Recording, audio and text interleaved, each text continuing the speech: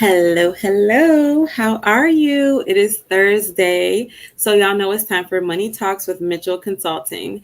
I am Lauren King Darden, and I am really excited to be here. Can y'all believe it's June? Like, the year is halfway done, almost halfway done, but we're in the 6th month of the year, y'all. That's crazy how time has flown.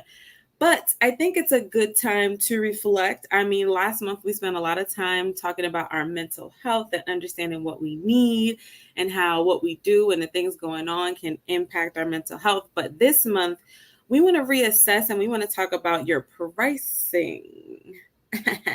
Okay, let's talk about prices and how we can price strategically. So, today, I'm just going to intro that and then we'll get into some more detailed topics. And if you have any questions you want to ask, or maybe you want answered on Money Talks, please leave them in the comments or DM us directly. And we may just answer your question live. So let's get into the topic. So, we're talking about pricing. Where do we start?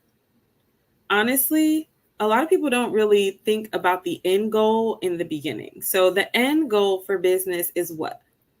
Profit, take home pay, salary. We want to get paid, y'all. So let's start at the end. Let's think about what we want to take home. What do you need? Like, what do you need personally? Do you have a personal budget? Do you have something that you're working with? Especially if you're a full-time entrepreneur. As a full-time entrepreneur, I'm killing what I'm eating and I got to bring home the bacon. You know what I'm saying? I got a mortgage. I got to feed people and all that stuff. So we need to figure out what do we want to bring in personally. You also need to know what your business needs to run. So like break it down, like look at what you're spending on an hourly basis.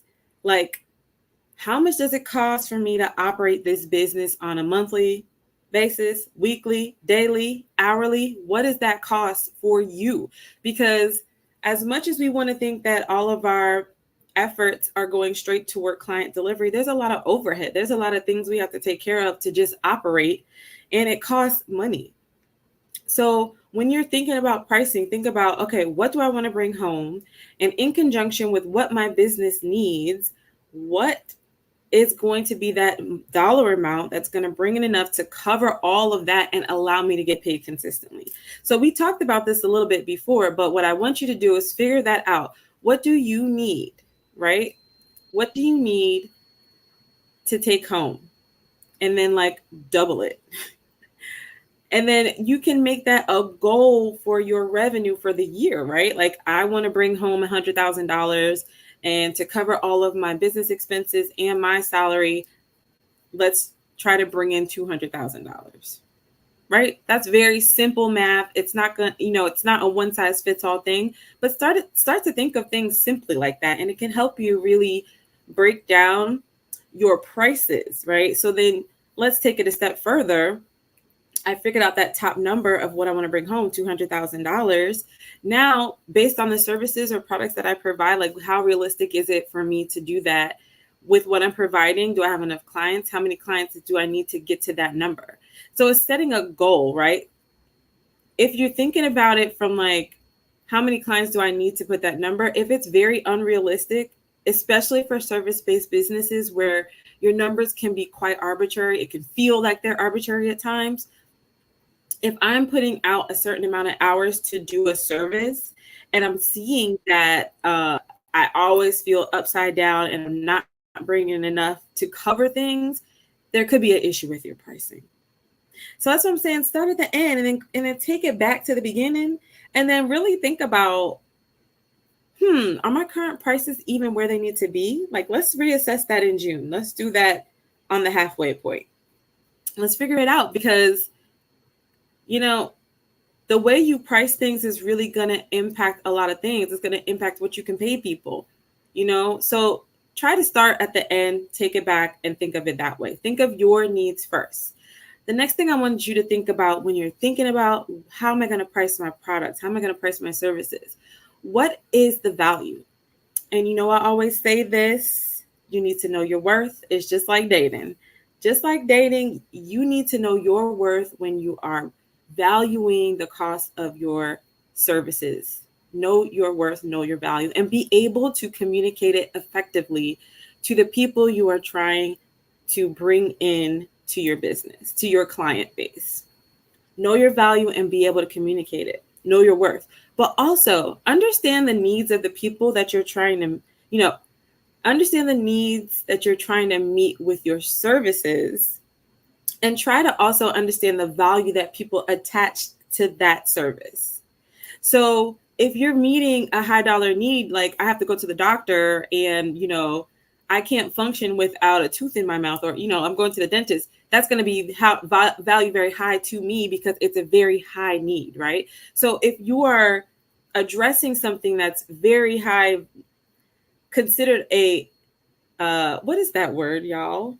Like a necessary thing, high priority need, right? People are going to see that as a very valuable thing, and they're going to pay more to get it done, especially if they need to get it done quickly, right?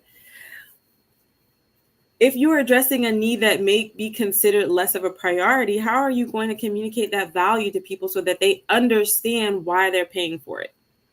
That's like understanding your value proposition. I am meeting this need that is out here in the market. This is how I do it. This is why I'm the best at it. This is why you need to go with me. This is why I'm putting this value on that, and be able to communicate that. Okay. So that's a part of understanding your worth, understanding your value, and understanding how what you're providing is going to meet certain needs of people and the value of that need. Okay. So think about that. And then the last thing I want you to do as you're reassessing and thinking about how you're putting your services out here is think about the strategy and what you want to do, right? So sometimes I think like a tiered approach really works well, especially for service-based businesses, where you're saying, let's do a good, better, best approach. So if I'm thinking of the service that I'm putting forward, some people are going to need more or less of that thing that I'm doing. And so sometimes when you have that tiered approach, it allows you to meet the needs of more people, if that makes sense. So, I may be a very high, let's talk about accounting. I'll just put it in the terms that I know y'all, because so if we're thinking about accounting and I'm a brand new business, I am not going to have the same needs as a fully established business or even somebody with employees. So for us at Mitchell Consulting, it's very important for us to be able to meet the needs of different types of people, because ultimately we want to help everybody that we can to really create the life of their dreams through their business. So at Mitchell Consulting, we are here to help you align things so that you are taking home money, so that you are creating freedom for yourself. So you're creating the life that you want and meeting your goals. And so to be able to reach many people and do that, we have to kind of have a tiered approach, because it's never one size fits all when it comes to business finances. It's barely one size fits all in many different avenues of service, because everyone is different. Everyone needs something different.